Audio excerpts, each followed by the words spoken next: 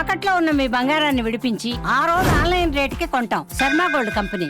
నమస్తే, welcome to Suman TV. నేను పద్మిని. ప్రస్తుతంతో పాటు ప్రముఖ పంచాంగకర్త, వాస్తు జ్యోతిష పండితులు, హస్త సాముద్రిక నిపుణులు మేడికొండూరు విశ్వనాథ్ ప్రసాద్ గారు మనతో పాటు ఉన్నారు. మాట్లాడదాం సార్. నమస్తే సార్.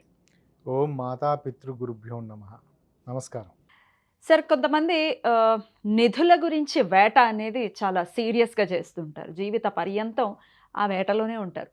ఏమైనా దొరికిందా అంటే ఏమో మనకి ప్రశ్నార్థకంగానే ఉంటుంది. వాళ్ళ చుట్టుపక్కల ఉన్న వాళ్ళు చెప్తుంటారు అవన్నీ అనవసరమైనటువంటి విషయం, వాటి జోలికి వెళ్ళొద్దని, ఇట్లా రకరకాలుగా చెప్తూ ఉంటారు. ఈ నిధులు దొరకటం అనేది ఒక రకమైన ఈజీ మనీ అనే కాన్సెప్ట్ని మనం అర్థం చేసుకోవచ్చు. మరి అది ఓన్లీ నిధులనే కాదు, ఈజీ మనీ మాకు రావాలి అనుకునే థాట్ ప్రాసెస్ ఎటువంటి వాటికి దారితీస్తుంది? అసలు నిధులు అనేది పర్టికులర్గా మాట్లాడితే నిధులు దొరకటం అనేది ఉంటుందా సార్? యా, నిధులు అనేవి ఉంటాయి, కానీ ఇందులో దొరుకుతాయి. ప్రయత్నిస్తే దొరుకుతాయి. ఎవరికి దొరికితే అందరికి దొరికిపోతాయా? అందరికీ దొరుకుతాయి అనే దానికి దాంట్లో ఆయాచితంగా వచ్చే డబ్బులు లేదా దాని ద్వారా వచ్చే సంపాదన ఖచ్చితంగా ఏదో ఒక నెగిటివ్ ఇంపాక్ట్ చూపిస్తుంది. నిధులు దొరికిన వ్యక్తి మరొక విధంగా ఏదో వాళ్ళ కుటుంబాన్ని కోల్పోవటమో, ఆరోగ్యాన్ని కోల్పోవటమో, మరో భవిష్యత్ తరాలకు సంబంధించి ఏదో ఒక లోపాలు ఉండటమో ఏదో ఒకటి జరిగే అవకాశం ఉంటుంది. అసలు ఇందులో రెండు రకాల కాన్సెప్ట్లు. ఒకటి, నిధులు అసలు ఎలా ఏర్పడ్డాయి అనే విషయాన్ని గురించి చూసుకున్నప్పుడు, ఒకటి ఆధ్యాత్మిక పరమైన విషయాల కారణం చేత నిధులు ఏర్పడటం. అంటే ఉదాహరణకి ఇప్పుడు మన శ్రీశైలం లేదా తిరుపతి ఇటువంటి ప్రాంతాలలో దేవాలయాలకి దూర ప్రాంతాల నుంచి భక్తులు వస్తూ ఉంటారు. ఇప్పుడైతే రవాణా సదుపాయాలు అవన్నీ చాలా ఎక్కువగా ఉన్నాయి. వెంకటేశ్వర స్వామికో లేదా మల్లన్న స్వామికో వాళ్ళు మొక్కున్నారు, నాకు ఈ కోరిక తీరితే నేను నిలువు దోపిడీ ఇస్తాను అనో, లేకపోతే ఇంత బంగారం ఇస్తానో. ఇప్పుడు మనం ఎలా మొక్కుంటామో అప్పుడు అలా మొక్కున్నారు. ఇప్పుడు నగదు రూపంలో ఇస్తున్నాం మనము. అప్పుడు నాణ్యాలు రూపంలో, నగదు రూపంలో ఇప్పుడు మనం వెళ్ళి ఇస్తున్నాము. ఇప్పటికీ హుండీలో బంగారం వేసేవాళ్ళు వీళ్ళందరూ ఉన్నారు. కానీ పూర్వకాలంలో కొన్ని వందల సంవత్సరాల క్రితం రవాణా సదుపాయాలు తక్కువగా ఉన్న సమయంలో కేవలం కాలి నడకన మాత్రమే ఆ దేవాలయ సందర్శనలకు వెళ్ళే పరిస్థితులు ఉంటుంది. ఎప్పుడైతే నల్లమల ఫారెస్ట్ ఏరియాలోకి ఎంటర్ అవుతూ ఉన్నారో అప్పుడు వారికి తెలిసేది ఇదంతా మల్లికార్జున స్వామి వారికి సంబంధించిన ప్రాంతము కాబట్టి ఆయనకి చెందవలసిన సొమ్ము ఇది అని ఆ ప్రాంతంలో ఒక చోట ఎక్కడో గుంట తీసో లేకపోతే గుహ దగ్గర ఎక్కడో ఆయనకి సంబంధించి నేను అర్పిస్తున్నానని పెట్టేసేవారు. అది ఒక నిధి. ఓకే, నేను ఇంత ఇస్తున్నాను. చిన్న మొత్తంలో ఇచ్చేవారు, మేబీ కొన్ని గ్రాములు, లేకపోతే ఏదో నిలువు దోపిడీ అనేది అంటే వాడి ఒంటి మీద ఉన్నంత బంగారం అని. అలా కాకుండా ఇంకా పెద్ద మొత్తంలో ఇచ్చేవారు ఏం చేసేవారంటే దాన్ని తీసుకొచ్చి అక్కడ పెట్టి అది ఆ దేవుడికి సంబంధించిన దేవాలయానికి, ఆ దేవాలయ పరిసర ప్రాంతాలలో ఎక్కడో చోట పెట్టడం. దేవాలయంలోనే ఎందుకు ఇవ్వచ్చు అప్పటి వరకు. అంటే ఇదంతా మనం అనుకుంటాం కదా, ఇప్పుడు కొండ మీదకి వెళ్తున్నాం, వెంకటేశ్వర స్వామి తిరుమలకి వెళ్తూ ఉన్నాం, చెప్పులు లేకుండా వెళ్తాం, కొండ ఎక్కుతూ ఉంటాం. ఎందుకు చేత? ప్రతిదీ పవిత్రమైనదే అని, అదంతా వెంకటేశ్వర స్వామికి సంబంధించినదే అని. కాబట్టి వెంకటేశ్వర స్వామికి ఇచ్చేది దేవాలయం మాత్రమే కాదు, ఎక్కడైనా ఆయనకి ఇవ్వచ్చు అనే భావన అది ఒకటి. రెండవది, ఇంట్లో డబ్బులు దాచుకోవటం. ప్రతి ఒక్కరూ ఆ రోజుల్లో పూర్వకాలంలో డబ్బులు ఇప్పుడున్న కాయిన్స్లా కాకుండా బంగారం, వెండి ఇటువంటి రూపాల్లో ఉండేవి. దాచుకోవటానికి ప్రత్యేక సదుపాయాలు, ఖజానా వారు ఎలా తయారు చేసుకునే వాళ్ళంటే మనకి ఏదో మనం ఇప్పుడున్న పెట్టెలు ఈ విధంగా కాకుండా నేల మీద బండ పరుపు ఉండే ఒక బండ కింద ఒక చిన్న స్వరంగంలాగా ఏర్పరచుకొని అందులో దాచుకునేవారు. అంటే దొంగలు వచ్చినా తెలియకుండా ఉండటం, సీక్రెట్గా ఉంది. దీని తర్వాత తరాలు మారిన తదుపరి దగ్గర నుంచి క్రమంగా ఇల్లు పక్క రోడ్డు పెరుగుతూ ఉన్న సందర్భంలో మనం పల్లెటూరులో చూస్తూ ఉంటాం, ఇల్లు చాలా డౌన్ కావటం. ఈ విధంగా బట్టిప్రోలు అనే ఒక గ్రామం ఉంది ఇక్కడ గుంటూరు జిల్లాలో. నిజానికి ఆ గ్రామం అది ఇప్పుడు గ్రామం ఒకప్పుడు బహుశా 1700 1600 సంవత్సరాలు ఆ టైంలో అది చాలా పెద్ద నగరం. దాని పక్కన చిన్న ఊరు గుంటూరు. ఆ నగరానికి ఆ నగరం ప్రాంతం అదంతా బౌద్ధ మతానికి బాగా విరాజిల్లిన ప్రాంతం అది. అక్కడి నుంచే ఈ కొండవీటి రెడ్డి రాజులు లేదా అమరావతికి సంబంధించిన వాసిరెడ్డి వెంకటాద్రి నాయుడు గారు వీళ్ళందరూ ఆ ప్రాంతానికి సంబంధించి పరిపాలించిన వారే. క్రమంగా ఏమైంది, అక్కడ ఎప్పుడైతే ఈ బ్రిటిష్ వారు భారతదేశంలోకి ఎంటర్ అయ్యి గుంటూరుని ఒక చిన్న గుంటూరు అనే ఒక గ్రామానికి మీదుగా గ్రాండ్ ట్రంక్ రోడ్డు వేయటం ఇటువంటివన్నీ జరిగిన తర్వాత అక్కడ రవాణా సదుపాయాలు వెళ్ళిపోయిన తర్వాత ఇక్కడున్న జనాభా అంతా అక్కడికి తరలి వెళ్ళారు. అంటే అందరూ పట్టణీకరణకు వెళ్ళారు. అప్పుడు పల్లెలు బోసిపోయాయి. అంటే బట్టిప్రోలు ఆ చుట్టుపక్కల ఏరియాలు అదంతా అయిపోయాయి. దాని తర్వాత కాలక్రమాన ఏమైపోయింది, ఆ ప్రాంతంలో మేట వేయటం, ఇల్లు అంతా వదిలిపెట్టి వెళ్ళి వేరే చోట స్థిర నివాసాలు ఏర్పరచుకున్న తర్వాత ఆ పైన అంతా మేట వేయటం అదొక మైదాన ప్రాంతంగా మారిపోయింది. కానీ తవ్వుతూ ఉంటే లోపల ఈ పాతకాలపు ఇల్లు అప్పటి వరకు దాచుకున్నవి ఇవన్నీ బయటపడుతుంది. ఇటువంటి పరిణామ క్రమమే ప్రతి చోట జరుగుతూ ఉంటుంది. అలాగే ఏర్పడతాయి, ఆ విధంగా నిధులు ఏర్పడతాయి.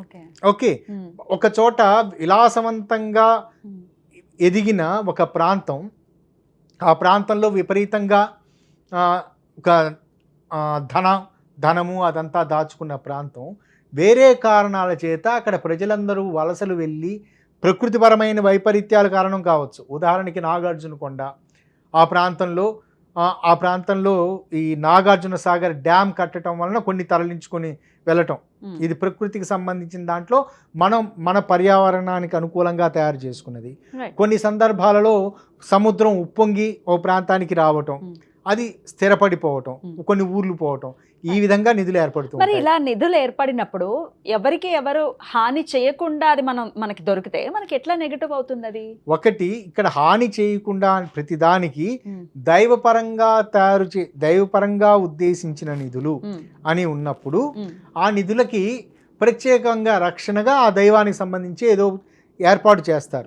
దాన్ని నాగరక్షణ అంటారు, నాగబంధం అంటారు.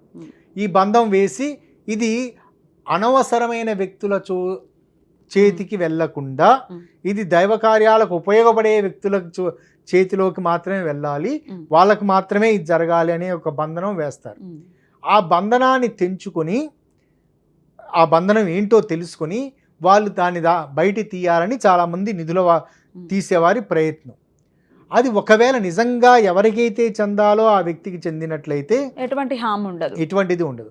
కానీ ఇప్పుడు నిధుల వేటగాళ్ళు వీళ్ళు ఆ బంధనాలు ఏమిటో తంత్ర పద్ధతుల ద్వారా తెలుసుకుని దాంట్లో వారు తవ్వుతూ ఉంటారు. ఇందులో 99% బూటకాలు, 1% మాత్రమే నిజం. ఈ 99% బూటకాలు ఎలా ఉంటాయంటే ఆ 1% నిజం అనేది మనకు బయటికి తెలిసే అవకాశం ఉండదు.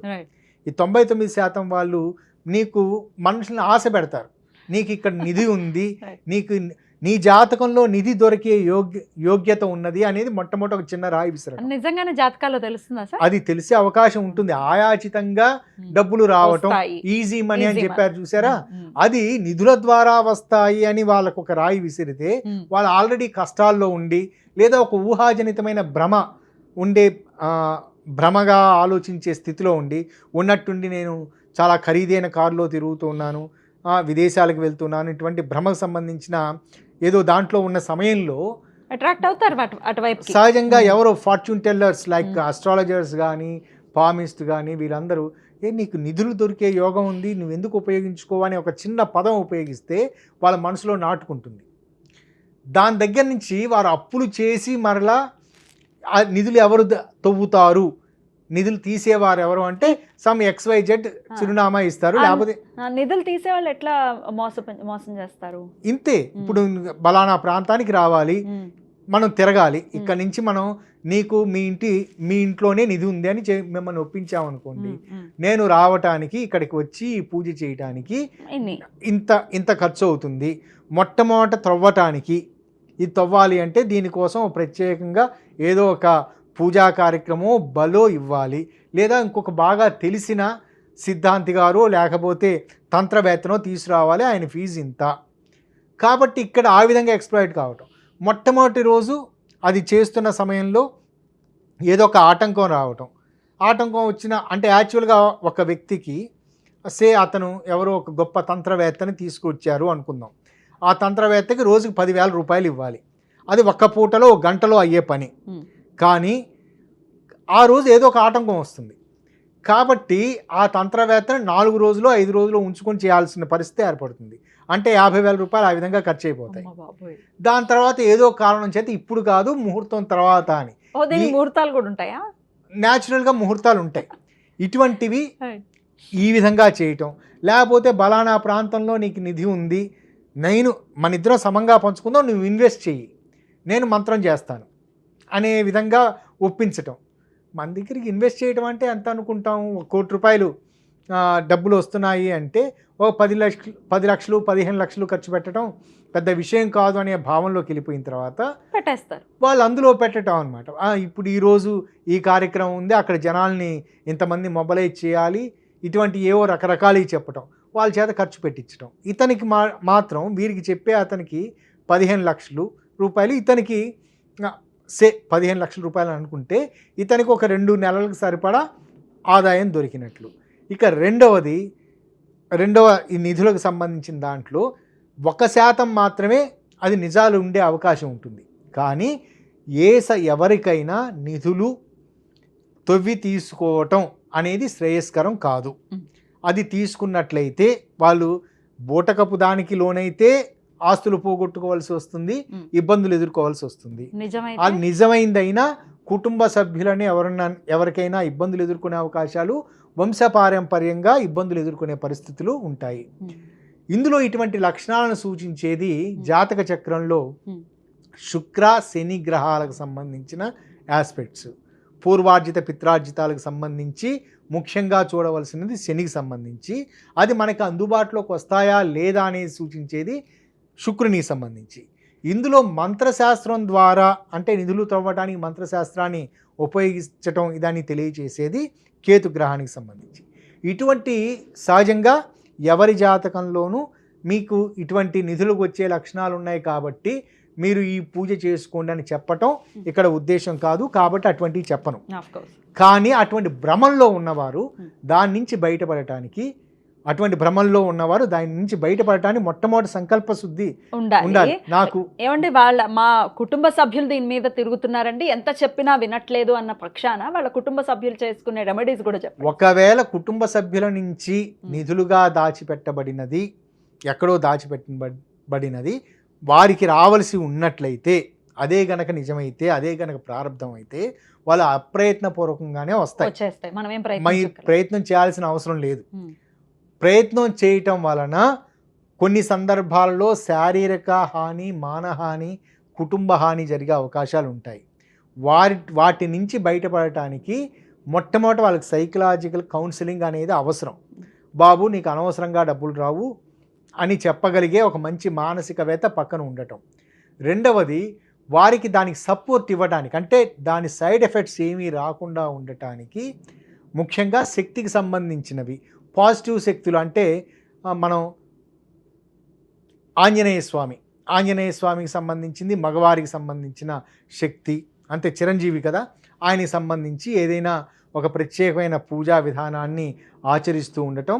ఆంజనేయ స్వామికి సంబంధించిన అక్కడ పూజలో ఉపయోగించిన చాలా ప్రాంతాలలో ఆంజనేయ స్వామి విగ్రహానికి పూసిన సింధూరం ఉంటుంది. ఆ సింధూరాన్ని కొంచెం తీసుకొని దాన్ని తిలకధారణ చేయటం వలన ఈ నెగటివ్, ఒకవేళ వీరి ప్రయత్నాల వలన వచ్చే ఇటువంటి సర్పబంధాలు ఎన్ని అని చెప్పా కదా, దాని వలన వచ్చే ఇబ్బందులు ఏమన్నా ఉంటే తొలగిపోతాయి. ఆ మానసిక స్థితి నుంచి ఇంకా బయటపడటానికి వారికి ఎరుపు రంగు, ఆకుపచ్చ రంగు, ఈ 2 రంగులతో కలిపిన దారాన్ని వాళ్ళ చేతికి చుట్టినట్లయితే వారు ఇటువంటి తత్వం నుంచి బయటపడతారు. ఇంకొక ఇబ్బందికర సిట్యువేషన్ ఏంటంటే, మరొకరు అట్రాక్ట్ అవుతూ ఉండేది పరుసవేది అని గురించి. పరుసవేది అంటే ఇనుము నుంచో మరొక దాని నుంచో బంగారాన్ని తయారు చేయటం, బంగారాన్ని ఆర్టిఫిషియల్గా తయారు చేయటం, గనుల నుంచి కాకుండా తయారు చేయటం అనేది పరుసవేది అనేది అదో ప్రక్రియ. గతంలో పూర్వకాలంలో ఈ పరుషవేది అనేది ఒకటి ఉన్నది అని, దాన్ని ఉపయోగించటం వల్ల బంగారాన్ని తయారు చేయొచ్చు అని ఒక ప్రత్యేకమైన నమ్మకం ప్రపంచవ్యాప్తంగా ఉంది.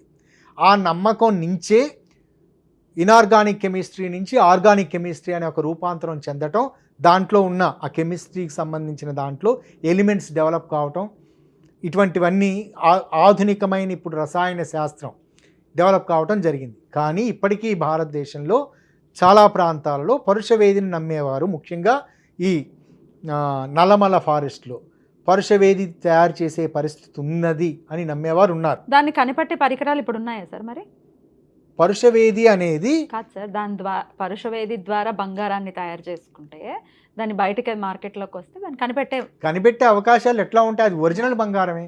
ఒరిజినల్ ఒకవేళ ఆ విధంగా తయారు చేసి ఉన్నట్లయితే అది బంగారం అయిందంటే ఒరిజినల్ బంగారమే. అది బంగారంగానే అవుతుంది. ఏదో పైన మెరుగులు కాదు, దాన్ని ఒక మెరుగులు కాదు, ఒక ఇనుముని తీసుకుని ఇనుముకి ఒక ప్రత్యేకమైన రసాయనాలు అంటే ఔషధాలు, ఈ మూలికల ద్వారా, చెట్ల మూలికల ద్వారా ఒక ప్రత్యేక సమయంలో వాటిని తీసుకుని దాన్ని వాటి మీద రాయటం వలన ఒక ప్రత్యేక సమయంలో అది బంగారంలా మారిపోతుంది. నిజంగా ఉందా సార్? ఉందో లేదో తెలియదు, కానీ పరుషవేది అనేది ఉన్నది.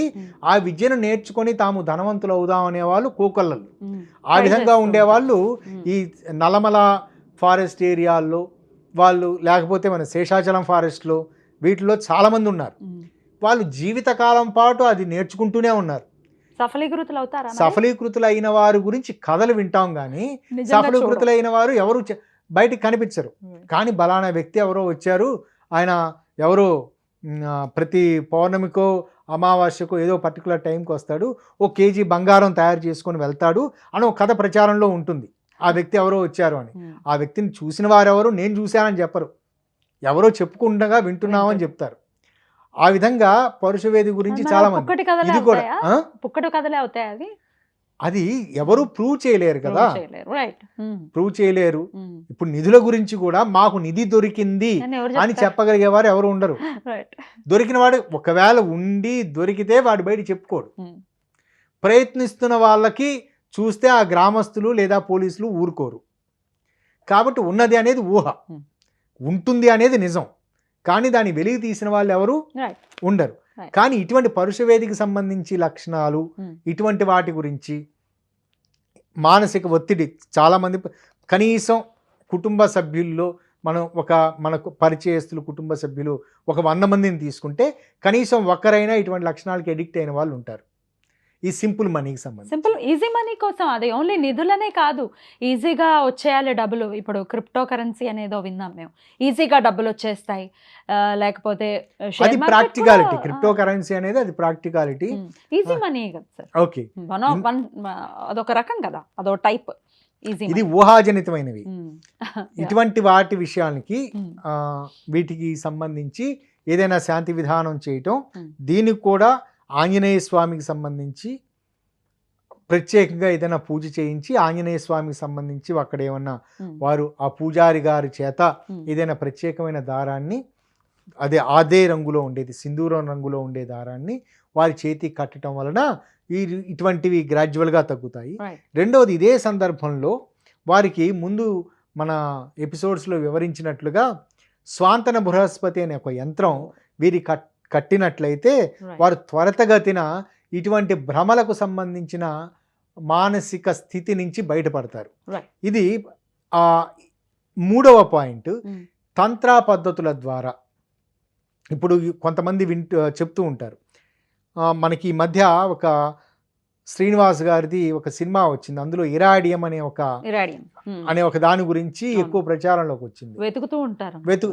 దాన్ని ఆ సినిమా చూసి సినిమా కథ ద్వారా ప్రభావితం అయ్యి చాలామంది డబ్బులు పోగొట్టుకున్న వాళ్ళని చూశాను. వాళ్ళు నా దగ్గరకు వచ్చిన వాళ్ళని చూశాను, మా దగ్గర ఇరాడియం ఉందండి, ఇరాడియం ఉంది, యూజ్ చేస్తారు అని సినిమా కథలో చెప్పారు.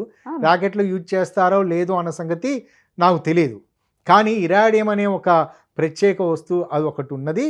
దాని గురించి అని బలానా ఏదో ఊర్లో ఒకరు వాళ్ళ దగ్గర కోయ జాతికి సంబంధించిన వారి దగ్గర ఉన్నది, అది తీసుకురావడానికి ప్రతిసారి వెళ్ళటం, ఆ విధంగా కోట్లు ఖర్చు పెట్టుకొని ప్రతిసారి వెళ్తారు, రేపు రమ్మనమన్నాడు, మన దగ్గర అది ఇస్తాను అన్నాడు. మళ్ళీ దాన్ని స్టోర్ చేయడం కానీ దాన్ని పట్టుకురావడం కానీ దానికి అదో పెద్ద తతంగం. రెండవది అక్కడ దొరికేది ఆ ఇరాడియంకి సంబంధించిన అది అమ్మే వ్యక్తి, ఆ మధ్యలో ఉండే బ్రోకరు మరొకరిని ఆల్రెడీ బయర్ని కూడా చూసుంటాడు. ఆల్రెడీ దీన్ని కొనడానికి ఇంకొకళ్ళు ఉన్నారు, మీరు ఇతని దగ్గర నుంచి కొనాలి. అందుకని ఈ మధ్యలో ఉండే బ్రోకరు కొంత డబ్బు తీసుకుంటాడు. సమ్ ఎక్స్ అనే ఒక ఒరిజినల్ అది ఇరాడియం ఉండే వ్యక్తికి సంబంధించి నేను ఇంత ఇస్తున్నాను అని చెప్తాడు. అంటే ఎవరు అమ్ముతున్నారో ఎవరు ఎవరు కొంటున్నారో కొంటున్నారో తెలియదు. ఈ విధంగా మోసపోయిన కుటుంబాలు ఉన్నాయి, మీ దగ్గరకు వచ్చారు అట్లా నేను చూశాను. మరొకటి ఇరాడియం సంబంధించిన పూర్వకాలపు ఒక ప్రత్యేకమైన ఒక చిత్రం, ఒక ఏమిటి ఒక బిళ్ళ ఉన్నది. ఆ బిళ్ళ తీసుకొని వస్తే అది ఫోటో చూపించారు. ఇది బయటికి ఎక్స్పోజ్ అయితే ఆకాశంలో వెంటనే గద్దలు పరిగెత్తుకుంటూ వస్తాయి, మేఘాలు కమ్ముకుంటూ వస్తాయి, ఇది మేము చూసాము అని చెప్తూ ఉంటారు. ఇటువంటి మానసిక స్థితికి లోనవటం వలన దాని ఖరీదు ఇప్పుడు కనీసం 250 కోట్లు 300 కోట్ల రూపాయలు ఖరీదై ఉంటుంది. దీన్ని మార్కెట్ చేస్తే మనకి ఇంత డబ్బులు వస్తాయని ఒక ఎక్స్ అనే వ్యక్తి ఆ ఫోటో చూపించి ఒక వీడియో కూడా చూపిస్తాడు, ఆకాశంలో గద్దలు తిరగటం ఇటువంటివి అని. తెలియదు. ఇందులో జనాల్ని అట్రాక్ట్ అయ్యేది ఎలాగంటే, ఇది మార్కెట్లో 250 కోట్లు ఖరీదు చేస్తుంది, మనం ఇన్వెస్ట్ చేయాల్సింది జస్ట్ 1 లక్ష రూపాయల నుంచి 10 లక్షలు. ఈ 1 లక్ష రూపాయల నుంచి 250 కోట్లతోటి పోల్చుకుంటే 1 లక్ష నుంచి 10 లక్షలు వాళ్ళ ఆర్థిక స్తోమత చాలా నథింగ్. కాబట్టి వాళ్ళు ఏం చేస్తారు, అప్పు చేసో బంధువులు గ్రూప్గా ఏర్పడి, నువ్వు ఒక 10,000 ఇవ్వు, నువ్వు ఒక 50,000 ఇవ్వు, మన ఇద్దరం ఈ విధంగా పంచుకుందామని. ఈ విధంగా ఇది మధ్యలో బ్రోకర్గా చేసే స్థితి. ఇది శని ఇన్వాల్వ్మెంట్ వలన జరుగుతూ ఉంటుంది. దీనివల్ల తీవ్రమైన ఒక 2 సంవత్సరాలు 3 సంవత్సరాలు అది వస్తుంది, ఆ బిళ్ళ అది ఆ విధంగా ముద్ర ఉన్న ఒక బిళ్ళ మన చేతికి వస్తుంది, దాన్ని మనం మార్కెట్ చేస్తామనే భావనతోటి, ఇది శని సంబంధించిన ఇన్వాల్వ్మెంట్ తోటి జరుగుతూ ఉంటుంది. ఇటువంటి మానసిక స్థితి వలన వాళ్ళు ముందు ఎపిసోడ్లో వివరించినట్లుగా తీవ్రమైన డిప్రెషన్కు లోనవుతారు. దాని తర్వాత పని జరగదు కాబట్టి అప్పుల వాళ్ళు వెంటబడతారు. అంటే వాళ్ళు రెండోది మన రైస్ పుల్లింగ్ అనే ఇది కూడా విన్నాం. వీటి వలన నిజానికి ఇవన్నీ వాక్చాతుర్యం కలిగిన వాళ్ళు ఇంద్రజాలికుల్లాగా వారు వ్యవహరించి, ఇంద్రజాలికులు అంటే మెజిషియన్స్ వ్యవహరించి ఎదుటి వాళ్ళని ఆకట్టుకొని వారి చేత డబ్బులు గుంజటం, డబ్బులు ఖర్చు పెట్టిస్తాం, వారి జీవనానికి అది ఉపయోగపడుతుంది. కానీ ఖర్చు పెట్టుకోగలిగే స్థాయిలో ఉన్న వ్యక్తులకు అది పెద్ద ఇబ్బంది కాదు. ఒక 100 కోట్ల రూపాయలు ఉన్నవాడు ఒక 2-3 కోట్ల రూపాయలు ఖర్చు పెట్టుకోవటం అతనికి పెద్ద ఇబ్బంది కాదు, అతన్ని తీవ్రంగా ఏమీ నష్టపోయినట్లుగా భావించడు. అసలు డబ్బులు లేకుండా ఉన్నవాడు ఒక 10 లక్షల రూపాయలు అప్పు చేస్తే, కనీసం 1 లక్ష రూపాయలు అప్పు చేస్తే, దాని నుంచి బయటపడటానికి కుటుంబ సభ్యుల నుంచి తీవ్రమైన ఒత్తిడి, ప్రతి ఒక్కళ్ళు దాని గురించి చెప్పడం అనేది ఉంటుంది. ఇటువంటి సన్నివేశాలకి శనికి సంబంధించి శాంతి విధానం ఆచరించుకోవటం అవసరం. ఇందులో ముందు వివరించినట్లుగా శనికి సంబంధించి కూడా ఒక ప్రత్యేకమైన అనుకూల శాంతి విధానం ఉంది. దాని పేరు మందమాతంగి. మందమాతంగి అనే ఒక యంత్రధారణ అటువంటి తయారు చేయించుకొని అది కట్టుకోవటం వలన ఇటువంటి భ్రమలకు సంబంధించి దూరంగా ఉంటారు. నిజాలు ఏమిటనేది వాళ్ళకి అర్థమవుతాయి. మూడవది, వారు డబ్బులు పోగొట్టుకున్నట్లయితే వాటిని తిరిగి పొందే పరిస్థితులు ఉంటాయి. మందమాతంగి అంటే ఏంటి సార్? మంద అంటే ఎవరు? శని. మాతంగి అనేది అమ్మవారు. శనికి సంబంధించి మాతంగి అమ్మవారిని సంపుటీకరించి చేసే పద్ధతిని మందమాతంగి యంత్రం అంటారు. ఇది కూడా అది కూడా విద్యారణ్య తంత్రానికి సంబంధించినది. అది జాతక పరిశీలన చేసి ఇవ్వవలసినటువంటి జాతక పరిశీలన చేసి మిగతా సందర్భాల్లో ఇవ్వచ్చు. ఇటువంటి రుగ్మతలతోటి ఉన్నవారు, ఉదాహరణకి నిధుల గురించి నాకు కొన్ని సందర్భాల్లో చూస్తూ ఉంటాం, నాకు వచ్చే నెలలో నాకు మన సమస్యలన్నీ తొలగిపోతాయండి, మీకు ఇవ్వవలసిన 10,000 వెంటనే ఇచ్చేస్తాను, ఏమిటండి మీకు వచ్చే సోర్స్ ఏమిటంటే నాకు నిధులు దొరుకుతాయండి, అక్కడ ప్రయత్నాలు జరుగుతున్నాయని చెప్తారు. అంటే లాటరీ టికెట్ దొరుకుతుందండి అని లాటరీ టికెట్ జేబులో పెట్టుకొని ఇది తగులుతుంది, మీకు ఇవ్వవలసిన డబ్బులు ఇస్తానని చెప్పడం. సో ఇటువంటి మానసిక పరిస్థితి. రెండవది, ఇటువంటి పరుషవేదికి సంబంధించిన మానసిక స్థితి. మూడవది ఇప్పుడు కొత్త రకంగా మొదలైన ఇది పూర్వకాలానికి సంబంధించి న్యూమస్మాటిక్స్ సంబంధించిన విషయాలు, అంటే పూర్వకాలానికి పురాతన వస్తువులకు సంబంధించి. అందులో ఎక్కువగా ఈ మధ్య ప్రచారంలో గత 5 సంవత్సరాల క్రితం వరకు ప్రచారంలో ఉన్నది ఇరాడియం. భవిష్యత్తులో ఇంకా మరేది వస్తుందో తెలియదు, మరొక ఏదో సినిమా రావచ్చు, వస్తుంది దాని Magicians ఉన్నంత కాలం దాన్ని ఉపయోగించుకోవాలి. ఎక్కువ ప్రాచుర్యం పొందిన అటువంటి సినిమాలో ఉపయోగించిన దాంట్లో జనాలు ఉపయోగించుకుంటూ ఉంటారు. అది వస్తూనే ఉంటుంది సార్. హార్డ్ వర్క్ ని నమ్మకుండా ఉండే జనాలు ఉంటూనే ఉంటారు కాబట్టి ఏదో కొత్త రకంగా వస్తూనే ఉంటుంది. ఇటువంటి లక్షణాలతోటి Right. బయటపడటానికి మందమాతంగి, ఉపయోగం. ఇది ఎక్కువ ఖరీదు కూడా కాదు, Oh. దగ్గర ఉన్న పండితుల చేత తయారు చేయించుకొని వారి కుటుంబ సభ్యులు వారి కట్టినట్లయితే Set up. ఇటువంటి రుగ్మతల నుంచి బయటపడతారు. మాకు తెలియదండి అనుకున్నప్పుడు మీరు సజెస్ట్ చేస్తారా? మీకు Natural గా కాంటాక్ట్ చేస్తే ఒక కాంటాక్ట్ చేస్తే మీరు ఏ ప్రాంతంలో ఉన్నారో ఆ ప్రాంతంలో నాకు పరిచయస్తులు ఉన్నట్లయితే వారికి Suggest చేస్తారు. వారి అడ్రస్ చెప్తాను. Right sir. రైట్ సార్, బ్యూటిఫుల్గా ఎక్స్ప్లెయిన్ చేశారు సార్. డెఫినెట్లీ కష్టపడుతుంటేనే మిగలట్లేదు ఇవాళ రేపు రోజుల్లో. కష్టపడకుండా ఈజీ మనీ వైపుకి వెళ్తే డెఫినెట్గా చుక్కెదరవటం అనేది జరుగుతుంది. సో దీని నుంచి బయటపడాలి. ఇది వాళ్ళకి ఎంత మనం వాళ్ళని ఇన్ఫ్లుయెన్స్ చేయాలి, లేకపోతే ఎంత మనం మోటివేట్ చేయాలనుకున్నా కూడా అది జరగని పరిస్థితి. వాళ్ళ కుటుంబ సభ్యులకు ఉపయోగపడుతుంది ఈ వీడియో. ఎందుకంటే వాళ్ళు ఏమైనా ప్రయత్నాలు చేసి భగవంతుని ఆశ్రయించి ఈ పరిస్థితుల నుంచి వాళ్ళని బయటకు తీసుకొచ్చేది వాళ్ళ కుటుంబ సభ్యులే కాబట్టి వాళ్ళకి ఉపయోగపడుతుంది అనేది నా భావన. Let's hope for the best. చాలా బ్యూటిఫుల్గా ఎక్స్ప్లెయిన్ చేశారు సార్. కృతజ్ఞతలు. నమస్తే సార్.